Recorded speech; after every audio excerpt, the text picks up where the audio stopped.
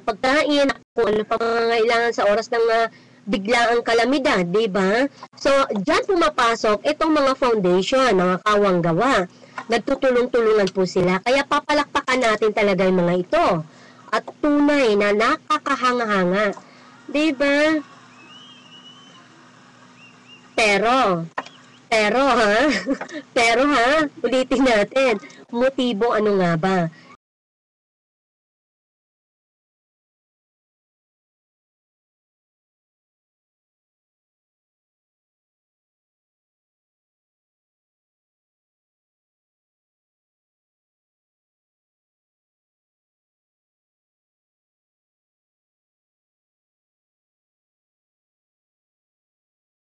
Patulungan, di ba? So, i-consider po natin yon. Pero baliktad na yata ang iba, hindi po lahat. Baka naman po yung kawang gawa mo, yung 80%, yung napunta sa kawang gawa. Ang 20% napunta doon sa dapat tulungan. Yung tamang motibo, o kaya naman, nako, wag naman. May iba naman ang tamang motibo hindi na ginagamit ng 20%. Yun ang tamang motibo talagang kawang gawa. Na talagang ibinibigay pati yung buong puso't kaluluwa. Meron pa ba nun? Meron yun sa sagip drive o sagip gutom.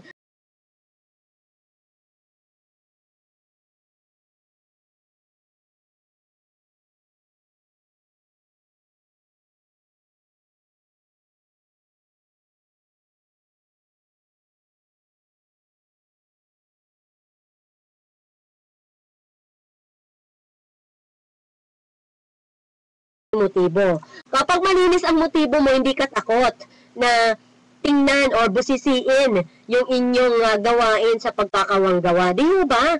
Ngayon, bakit natin napag-uusapan ito? Kasi po, kapag po tayo ay may malinis na motibo sa pag-aabuloy or kung ano man ang nais natin na ibigay, ha? At ikaw tumatanggap nito na foundation or kawang gawa sa Tagalog, dapat po iparating mo mismo doon sa dapat parating, makikinabang, ano? Kung halimbawa, yung relief goods pala, no? Mga dilata yan, syempre, dapat mapupunta talaga doon sa sinong gusto mong tulungan ng mga tao na nangangailangan po nito. Hindi po yung yung nagbubuhat, yung mga kasama mo sa grupo, mga katim mo, di ba? Kasi meron ganun, siya pang nagbuhat. Dapat may ganito, may ganyan. So, tamang motibo po ba yun? Pwede naman sigurong bigyan yun kung ito isa ring nagdarahop o mahirap na tumulong. Di ba? Nakarapat dapat din tulungan. Walang trabaho, wala talaga may pakain sa pamilya. Pwede naman yun. Pero yung wala naman pong sa kalagayan, talagang gusto niya, meron din siyang bahagi doon sa kawang gawa. Nako, tamang motibo po ba yun? Ako bato-bato sa langit dyan tamawang po magagalit. Ngayon kapag ikaw naman nagkasakit, ikaw naasahan ka, halimbawa, yung mga boxes na yan galing pa sa ibang bansa na kung saan may mga kapatid tayo doon na mga kababayan po natin na nagsisikap na mangolekta o manghingi ng tulong para dito sa ating bansa, para doon sa mga taong mahihirap po, no?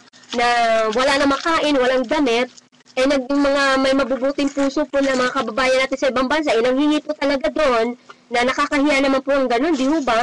Kaya lang talagang ginawa nila yun para lamang sa kapakanan ng ating mga kababayan dito. Ngayon, ikaw, pinasahan ka naman dito sa Pinas na foundation ka or sino ka man, ha? Kawang gawa ka man na wala ka pang permit o may permit ka man o wala. Basta malinaw na ikaw ang pinasahan. At ngayon ay may nangyari sa iyo, nagkasakit ka at hindi mo magampanan yung ibinato sa iyo. Ibalik mo po, 'di ba? O ipasa mo sa iba. Hindi marami ka pang dahilan na kung saan kapag gumaling ka na sa